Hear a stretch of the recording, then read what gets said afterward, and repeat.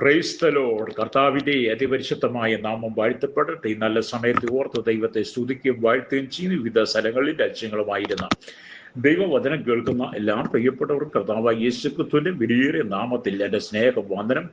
അല്പസമയത്തെ ദൈവവചന ചിന്തയ്ക്കായി ഒരു ദൈവവചന ഭാഗം വായിക്കുന്നു. ഇബ്രായർക്കെഴുതിയ ലേഖനം 10-ാം അധ്യായം അതിൻ്റെ 9-ാമത്തെ വാക്യം. ഇതാ ഞാൻ നിന്റെ ഇഷ്ടം ചെയ്യുവാൻ വരുന്നു എന്ന് പറഞ്ഞുകൊണ്ട് അവൻ രണ്ടാമത്തേതിനെ സ്ഥാപിക്കാൻ ഒന്നാമത്തേതിനെ നീക്കിക്കളയുന്നു.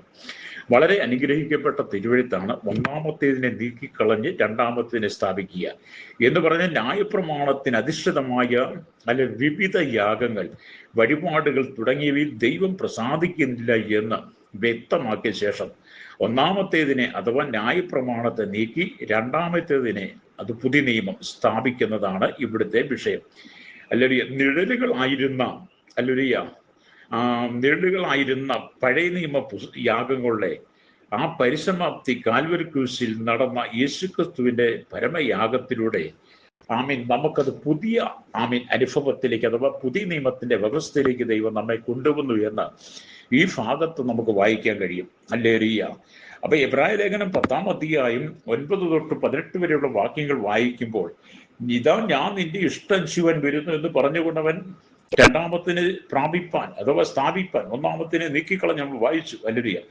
ഇവിടെ വചനം വായിക്കുമ്പോൾ യേശുക്രിസ്തു ഒരിക്കലായി കഴിച്ച ശരീരയാഗത്തിൽ വിശുദ്ധീകരിക്കപ്പെട്ടിരിക്കുന്നു. ഏത് പുരോഹിതനും ദിവസേന ശുശ്രൂഷിച്ചും പാപങ്ങളെ പരിഹരിപ്പാൻ ഒരു നാളും കഴിയാത്ത അതേ യാഗങ്ങളെ കൂടെ കൂടെ കഴിച്ചുകൊണ്ട് നിൽക്കുന്നു എന്നാണ് വചനം പറയുന്നത്. എന്നാൽ യേശുവോ പാപങ്ങൾക്ക് വേണ്ടി ഏകയാഗം കഴിച്ചിട്ട് എന്നേക്കും ദൈവത്തിന്റെ വലത്ത് ഭാഗത്ത് ഇരുന്നു കൊണ്ട് തന്റെ ശത്രുക്കൾ തന്റെ പാദപീഠമാകുമ്പോളം കാത്തിരിക്കുന്നു. അതുകൊണ്ട് ഏകയാഗത്താൽ അവൻ വിശുദ്ധീകരിക്കപ്പെടുന്നവർക്ക് സദാകാലത്തേക്ക് സൽഗുണപൂർത്തി വരുത്തിയിരിക്കുന്നു. അത് പരിശുദ്ധാത്മാവ് നമുക്ക് സാക്ഷി നൽകുന്നു. ഹല്ലേലൂയ. ഈ കാലം കഴിഞ്ഞ ശേഷം ഞാൻ അവരോട് ചെയ്യുവാനിരിക്കുന്ന നിയമം ഇങ്ങനെയാകുന്നു: എൻ്റെ ന്യായപ്രമാണം അവരുടെ ഉള്ളിലാക്കി അവരുടെ ഹൃദയങ്ങൾ എഴുതുമെന്ന് കർത്താവിൻ്റെ അരുളപ്പാട് എന്ന് അരുളിച്ചതിന് ശേഷം അവരുടെ പാപങ്ങളെയും അകൃത്യങ്ങളെയും ഞാനിനി ഓർക്കുകയുമില്ല എന്ന് അരുളി ചെയ്യുന്നു. എന്നാൽ ഇവയുടെ മോചനം ഉള്ളയിടത്ത് ഇനിമേ പാപങ്ങൾക്ക് വേണ്ടി ഒരു യാഗവും ആവശ്യമില്ല. ഹല്ലേലൂയ. എന്നെ കേൾക്കുന്ന പ്രിയ സ്നേഹിത, കഴിഞ്ഞകാല ജീവിതത്തിൽ നമ്മളിൽ നിറഞ്ഞു നിൽക്കുന്ന പാപത്തിന് പരിഹാരം വരുത്തുവാൻ പഴയ നിയമ യാഗങ്ങൾക്കും വഴിപാടുകൾക്കും കഴിയാതിരുന്നപ്പോഴാണ് ഒന്നാമത്തേതിനെ നീക്കിക്കളഞ്ഞ് രണ്ടാമത്തേതെന്ന് പറയുമ്പോൾ നമ്മുടെ കർത്താവായ യേശുക്രിസ്തു സ്വർഗ മഹിമകളെ വെടിഞ്ഞി താണഭൂമിയിലേക്ക് വന്ന് നമ്മുടെ പാപങ്ങളെ ഏറ്റെടുത്തുകൊണ്ട് ക്രൂശിൽ നമുക്ക് വേണ്ടി പരമയാഗമായി മാറി നമ്മുടെ സകല പാപങ്ങളും പോക്കി നമ്മെ ശുദ്ധീകരിച്ച് നമ്മെ പുതിയ നിയമത്തിന്റെ അനുഭവത്തിലേക്ക് കൊണ്ടുവന്നത്. അതുകൊണ്ട് ഇന്ന് പകൽ എന്നെ കേൾക്കുന്ന സ്നേഹിത, എന്നെ കേൾക്കുന്ന സഹോദര, ഈ ഭൂമി ജീവിക്കുമ്പോൾ പാപമില്ലാത്തൊരു ജീവിതം നയിച്ചുകൊണ്ട് ക്രിസ്തുവിന് പ്രസാദമുള്ളത് ചെയ്തുകൊണ്ട് ദൈവഹിതം തിരിച്ചറിഞ്ഞ് അവന്റെ ഇഷ്ടത്തിൽ ജീവിക്കുവാൻ ഞാനും നിങ്ങളും തയ്യാറാകുമ്പോഴാണ് യഥാർത്ഥത്തിൽ ദൈവിക സമാധാനവും സന്തോഷവും നമുക്ക് തിരിച്ചറിയാൻ കഴിയുന്നത്. ലോകപ്രകാരം ഇന്ന് നമ്മൾ പലരെയും പരിശോധിച്ചു കഴിഞ്ഞ സമാധാനമോ സന്തോഷമോ സ്വസ്ഥതയില്ലാതെ കണ്ണുനീരിന്റെ നടിയിലൂടെ അനേക കുടുംബങ്ങൾ, വ്യക്തികൾ, ജീവിതങ്ങൾ കടന്നുപോയി പലർക്കും അതിനെ പിടിച്ചു നിൽപ്പാൻ കഴിയാതെ വന്നപ്പോൾ പലരും തങ്ങളുടെ ജീവിതത്തെ തന്നെ തകർത്ത് കളഞ്ഞ നിരവധി സംഭവങ്ങളെ കാണാൻ കഴിയും.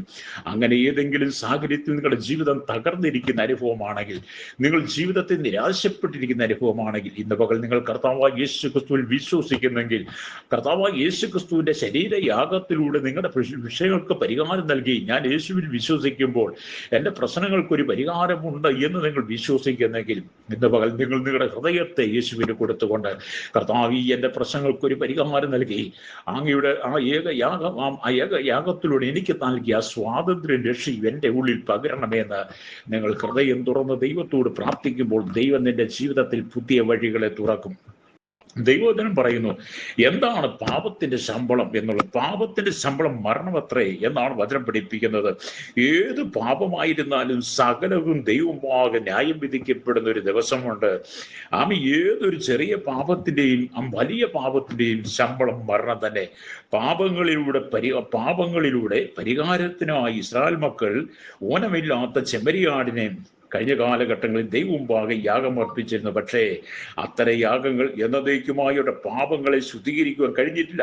കാളകളുടെയും ആട്ടുകൊറ്റന്മാരുടെയും രക്തത്തിന് പാപങ്ങളെ നീക്കുവാൻ കഴിയുന്നതല്ല എന്ന് ഇബ്രായലേഖനം 10:4 നമ്മൾ വായിക്കുന്നുണ്ട്. ആകയാൽ സകല ജനങ്ങളുടെയും പാപത്തിന് പരിഹാരം വരുത്തുവാൻ നമ്മുടെ കർത്താവ് ഈ ഭൂമിയിലേക്ക് നമുക്ക് വന്നത്. അതുകൊണ്ട് കർത്താവായ യേശുക്രിസ്തുവിൽ വിശ്വസിക്കുന്ന, കർത്താവായ യേശുക്രിസ്തുവിന്റെ കാൽവരി ക്രൂശിലെ യാഗത്തിൽ വിശ്വസിച്ച് അവനെ ഹൃദയം കൊണ്ട് സ്വീകരിക്കുന്ന ഏതൊരു വ്യക്തിയുടെയും പാപത്തിന് പരിഹാരം യേശുക്രിസ്തുവിലൂടെ ലഭിക്കും. ഹല്ലേലൂയ. അപ്പം നമ്മളുടെ ജീവിതത്തിൽ സംഭവിച്ചുകൊണ്ടിരിക്കുന്ന, അനുദിന ജീവിതത്തിൽ സംഭവിച്ചുകൊണ്ടിരിക്കുന്ന സകല പാപങ്ങളും ഹല്ലേലൂയ അത് ന്യായം വിധിക്കപ്പെടുന്ന ഒരു ദിവസമുണ്ട്. 2 കൊരിന്ത്യർ ലേഖനം 5-10 വായിക്കുമ്പോൾ പൗലോസ് പറയുന്ന ഒരു കാര്യമുണ്ട്. അവനവൻ ശരീരത്തിലിരിക്കുമ്പോൾ ചെയ്തത് നല്ലതാകിലും തീയതായാലും തക്ക പ്രതിഫലം പ്രാപിക്കേണ്ടതിന് നാം ഓരോരുത്തരും ഹല്ലേലൂയ ദൈവത്തിന്റെ ന്യായാസനത്തിന് മുമ്പ് നിൽക്കേണ്ടി വരും. ഇന്ന് പകൽ ഈ വചനം കേട്ടുകൊണ്ടിരിക്കുന്ന ശ്രോതാവേ, താങ്കളുടെ ജീവിതത്തിൽ നിത്യതയിൽ താങ്കൾക്ക് എത്തണമെങ്കിൽ, നിത്യമായി സ്വർഗത്തിലെത്തണമെങ്കിൽ, ആ സ്വർഗരാജ്യത്തിൽ നിങ്ങൾക്ക് സമാധാനമുള്ള ജീവിതം നയിക്കണമെങ്കിൽ ഈ ഭൂമി വെച്ച് തന്നെ നിങ്ങളുടെ പാപത്തിന് ശുദ്ധീകരണം വരുത്തി നിങ്ങൾ നിർമ്മലമായ നിഷ്കളങ്കമായ വിശുദ്ധ ജീവിതം നയിക്കാൻ കഴിയണം. അതിന് കർത്താവായ യേശുക്രിസ്തുവിന്റെ ക്രൂശിലെ മരണത്തിലൂടെ ആ മരണത്തിൽ വിശ്വസിക്കുമ്പോൾ ആ വിശ്വാസം മുഖാന്തരം ക്രൂശിൽ നമുക്ക് വേണ്ടി ഒഴുകപ്പെട്ട രക്തത്താൽ നിങ്ങളുടെ പാപത്തിന്റെ സകല കറകളെ നീക്കി ഹല്ലേലൂയ നിങ്ങൾക്ക് പാപപരിഹാരം തരും. ഹല്ലേലൂയ.